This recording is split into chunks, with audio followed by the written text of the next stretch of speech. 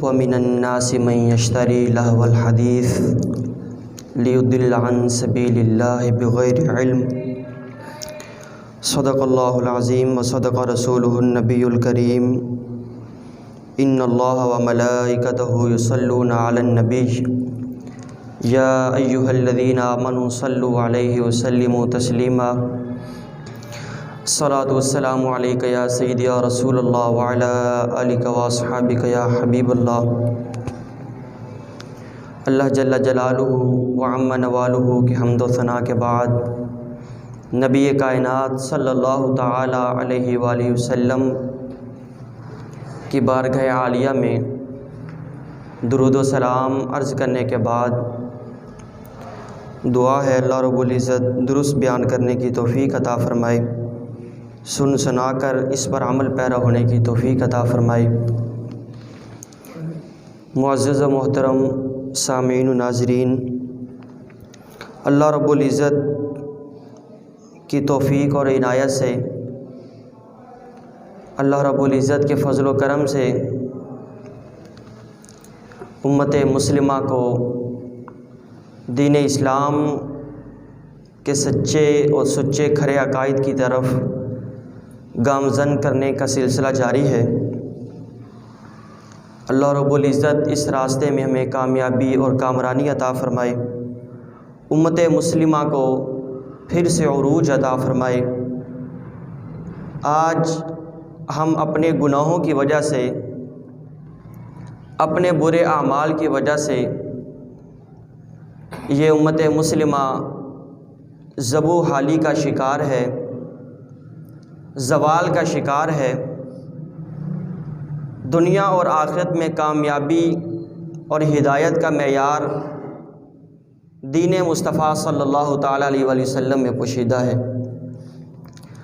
آج اگر ہم یہ چاہتے ہیں کہ امت مسلمہ کا زوال پھر سے عروج میں بدل جائے، یہ پستی پھر سے بلندی میں بدل جائے، تو اس کے لیے ضروری یہ ہے کہ ہم اپنے آپ کو دین اسلام کی تعلیمات کے سانچے میں ڈھالنے کی کوشش کریں، دین اسلام کی تعلیمات پر عمل کرنے کی کوشش کریں۔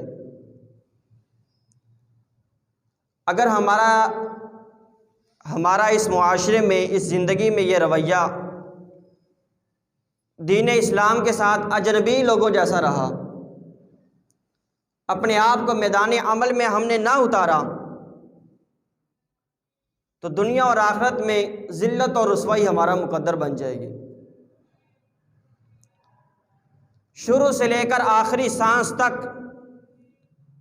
ہر عاقل شخص پر ضروری ہے اپنے تمام معاملات میں دین اسلام کی تعلیمات کو مقدم رکھے۔ وہ کوئی اپنے خاندان کا کوئی شخص ہو، وہ کوئی مذہبی پیشوا ہو، ممبر و محراب پر بیٹھنے والا ہو، دنیا کی مسندوں پر بیٹھنے والا ہو، کوئی بھی شخص ہے، اس کے ساتھ تعلق اس صورت میں قائم کریں کہ وہ دین اسلام کے ساتھ کتنا وفادار ہے۔ نبی کائنات صلی اللہ تعالیٰ علیہ وآلہ وسلم نے حدیث مبارکہ ارشاد فرمائی، اچھے اور برے دوست کی مثال بیان فرمائی،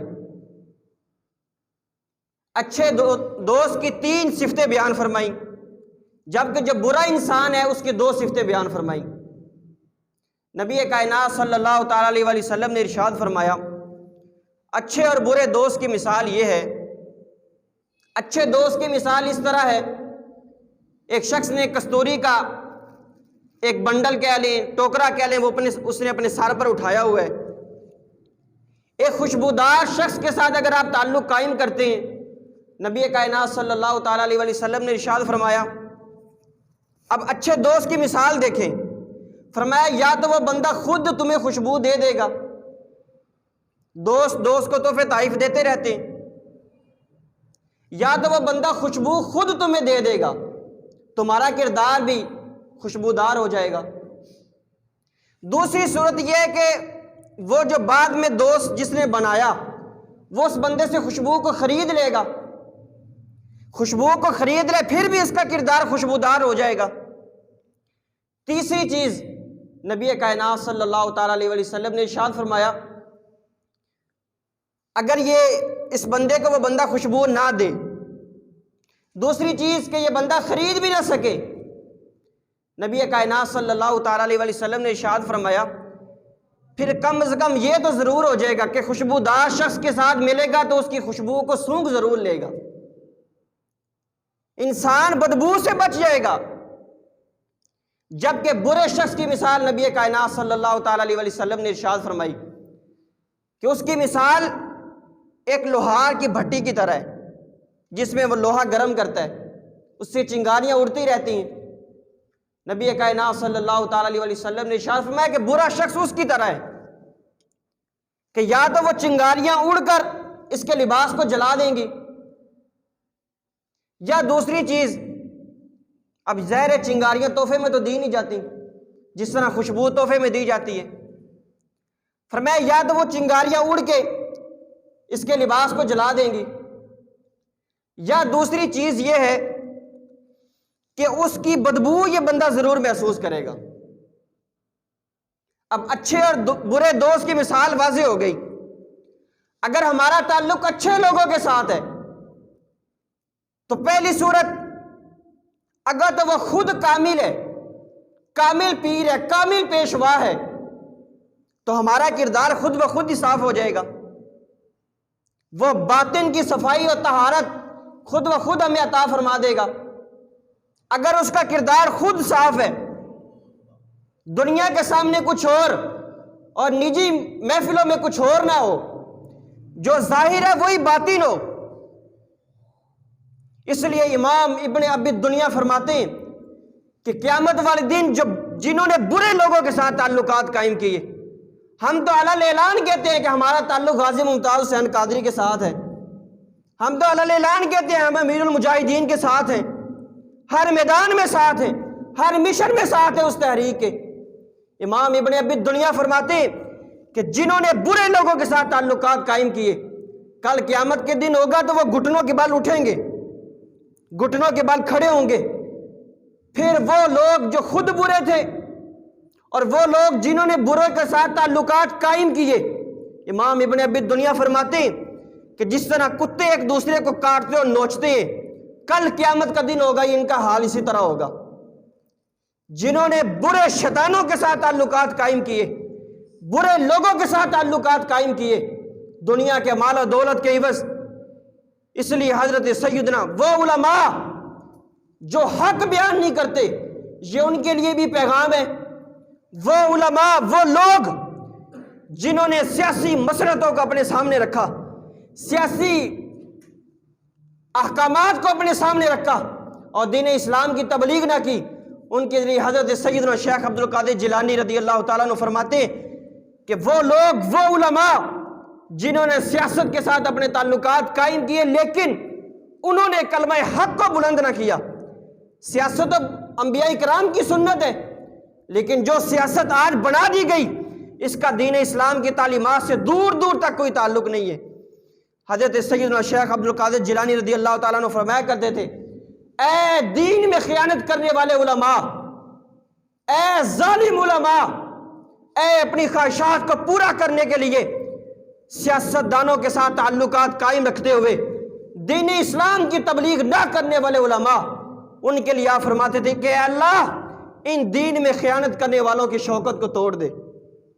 ان دین میں خیانت کرنے والے علماء جو کلمہ حق بلند نہیں کرتے، امت کی صحیح معنوں میں ترجمانی نہیں کرتے، دین اسلام کے عقائد کی صحیح معنوں میں وضاحت نہیں کرتے، اے اللہ ان علماء کی شوکت کو توڑ دے، ان کی کمر کو توڑ دے۔ اگر ان کے مقدر میں ہدایت ہے تو انہیں ہدایت نصیب فرما دے، اور اگر ہدایت نہیں ہے تو ان کے ناپاک وجود سے اس زمین کو پاک فرما دے۔ ہمارا تعلق اچھے لوگوں کے ساتھ ہونا چاہیے۔ کوئی مذہبی پیشوا ہے، خطیب ہے، پیر ہے، کوئی بھی شخص ہے، اس شخص کے ساتھ تعلقات کو قائم رکھے جس کا ظاہر بھی کھلی کتاب کی طرح ہے، جس کا باطن بھی کھلی کتاب کی طرح روشن ہے۔ یہ نہیں جو باطن میں کچھ اور ہے، ظاہر میں کچھ اور ہے، علماء پر تان نہ کریں کہ عالم دین برا ہے، عالم دین کبھی برا نہیں ہو سکتا۔ ہاں یہ ضرور ہے کہ بعض اوقات ایک چور چوری کرنے والا علماء کا لباس پہن لیتا ہے، عالم دین کبھی چور نہیں ہوتا۔ بعض اوقات چور داڑھی رکھ لیتا ہے، عالم دین کبھی بھی خیانت کرنے والا نہیں ہوتا۔ بعض اوقات خیانت کرنے والا شخص دین اسلام جیسے لوگوں کا لباس پہن لیتا ہے۔ ہمیشہ غلط کو غلط کہیں، لیکن یہ نہیں کہ آپ دین کے علماء پر تان شروع کر دیں۔ اچھی مخلوق بھی علماء ہیں، بری مخلوق بھی علماء ہیں، لیکن وہ علماء سوء ہیں، برے علماء جنہوں نے دنیا کے مالوں کے عوض اپنے دین اسلام کو فروخت کر دیا۔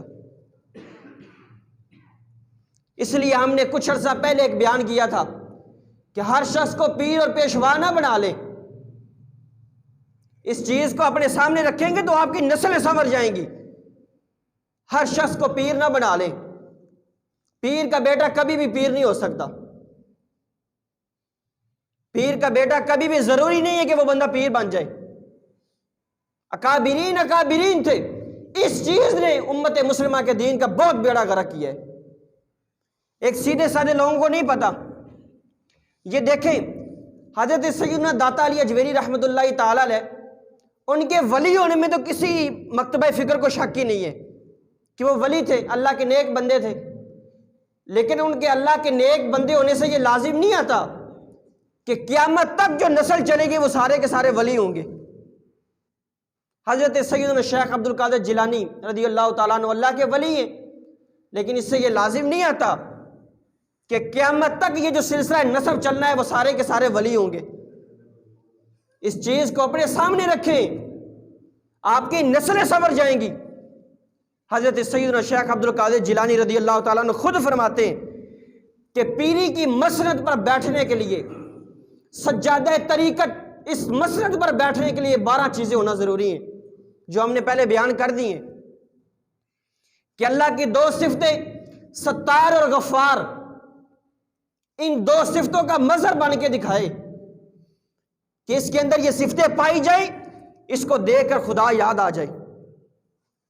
نبی کائنات صلی اللہ تعالیٰ علیہ وسلم کی 2 صفتیں شفیق اور رفیق اس بندے میں پائی جائیں، ان 2 صفتوں کا مظہر بن کے امت مسلمہ کے سامنے مقتدا اور رہنما کے طور پر پیش ہو۔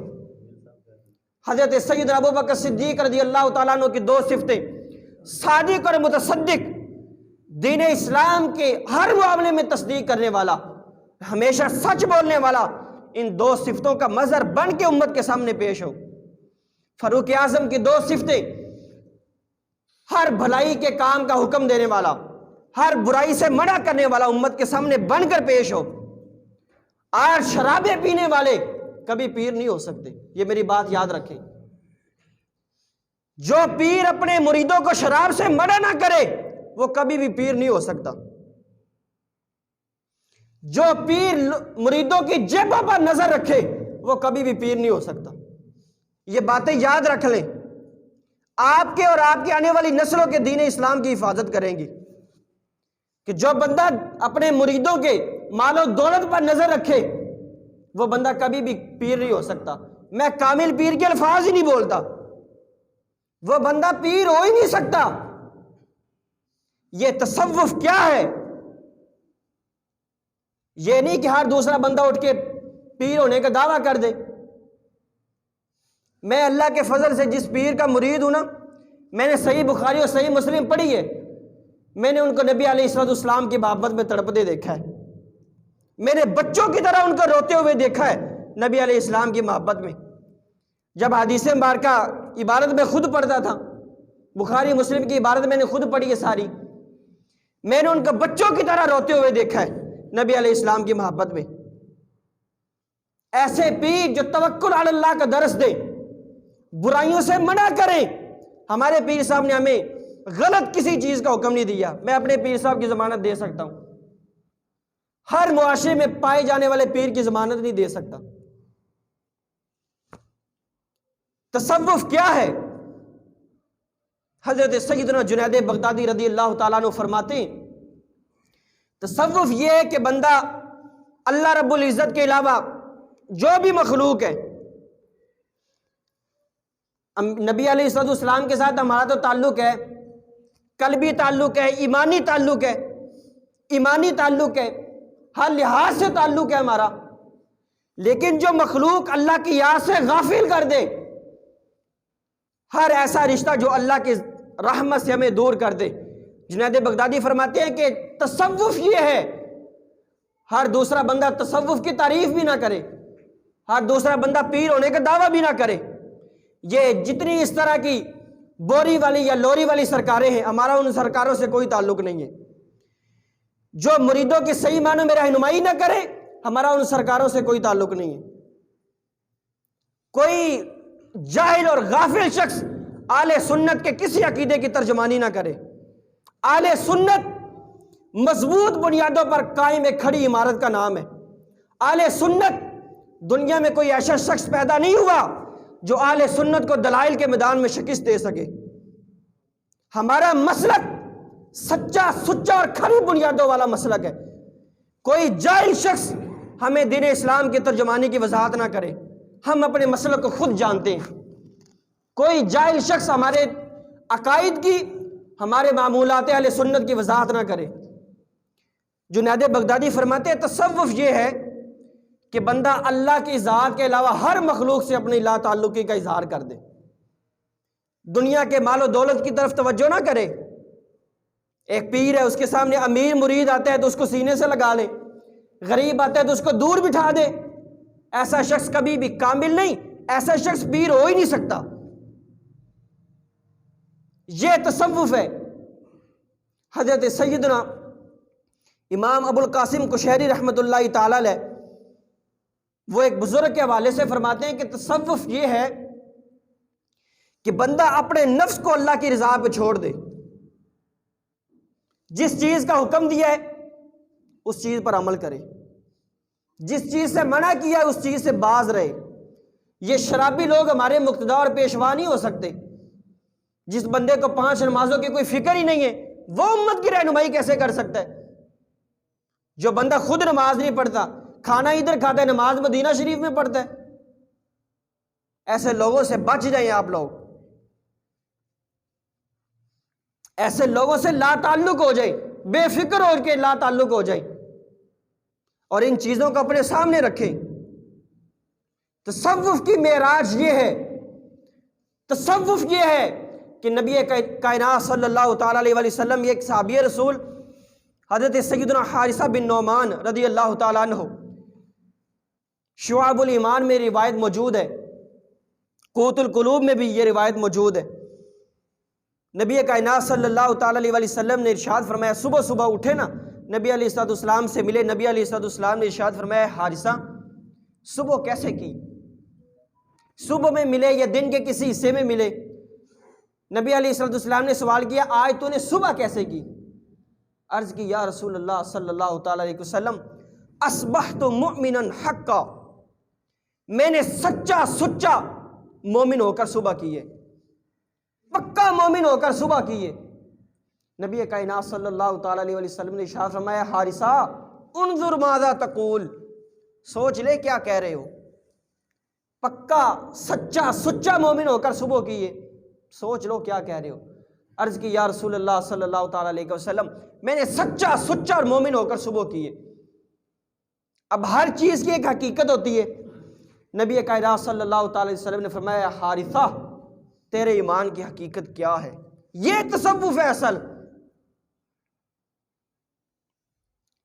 انہوں نے عرض کی، یا رسول اللہ صلی اللہ تعالیٰ علیہ وسلم، میرے ایمان کی حقیقت یہ ہے کہ دنیا اور دنیا میں جتنی بھی چیزیں موجود ہیں، میرا دل اس سے بیزار ہو چکا ہے، بری ہو چکا ہے، خالی ہو چکا ہے، کہ دنیا میں جو کچھ بھی چیزیں موجود ہیں، میرے دل میں ان کی کوئی قدر و قیمت نہیں ہے۔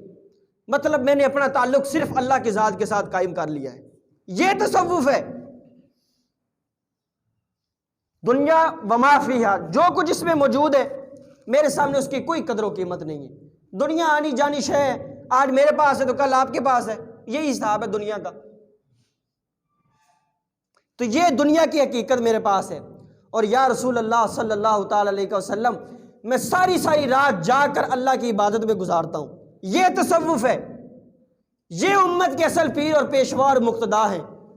اور فرمایا میں سارا دن بھوکا پیاسا رہتا ہوں، روزے رکھتا ہوں، رات کو عبادت کرتا ہوں۔ جس پیر کو 5 نمازوں کی فکر نہیں ہے وہ کیسے رہنمائی کر سکتا ہے؟ ساری رات جا کر گزارتا ہوں۔ اور یا رسول اللہ صلی اللہ تعالیٰ علیہ وسلم، میں دیکھتا ہوں، مطلب میں اپنے سامنے اس طرح کی کیفیتیں رکھتا ہوں کہ میں دیکھتا ہوں کہ جنتی لوگ جنت میں جا چکے ہیں اور خوشیوں کے ساتھ ایک دوسرے کو مل رہے ہیں، دوزخی لوگ دوزخ میں جا چکے ہیں، وہ اللہ کے عذاب سے، مصیبتوں کی وجہ سے چلا رہے ہیں۔